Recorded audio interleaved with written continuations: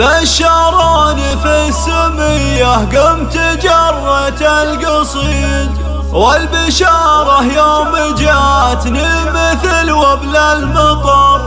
ارحب يا سمية عمتك والفرحة تزيد، ارحبي ثم ارحبي واسكني بيت الفخر.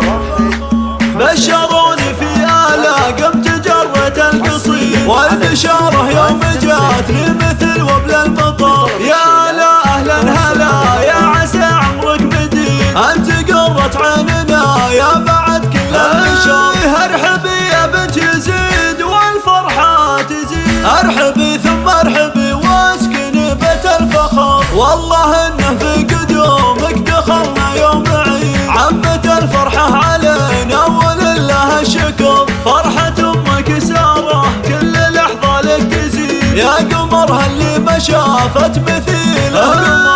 أنت بنت اللي معازتها ما تنقص تزيد، غالية أمك غالية ولها عندي قدر. يا لا فيك من الزين والحسن الفريد، أميرة لقلوبنا وقرة طول العمر. لك عم دكتور طيبة ما يوفيها القصيد، خوالك النشامة من طريق البشر. فخر جدك علي العميد والعظيم، وذا أحمد اللي تربى على الطيب وكبر. عزوة شجعان داسوا على راس الخطر، الحمتر يا هلا الأمجاد والعزة لي. صيتكم بالعز مشهود من ماضي العصر، من ذوي الحمتر زبن المجنة والضدين. لابت تجني الجزيلات في عز وفخر، يحفظك ربي ويرزقك في العمر سعيد. وادعي المولى يهنيك طول العمر. بشروني في آلا قمت جرت القصيد، والبشارة يوم جاتني مثل وبل المطر. يا لا أهلا هلا يا عسى عمرك مزيد، أنت قرة عيننا يا بعد كل البشر. ارحبي يا بنت يزيد والفرحة تزيد، ارحبي ثم ارحبي واسكني بيت الفخر. والله إنه في قدومك دخلنا يوم عيد، عمة الفرحة علينا ولله الشكر. فرحة أمك سارة كل لحظة لك تزيد، يا قمرها اللي ما شافت مثيله.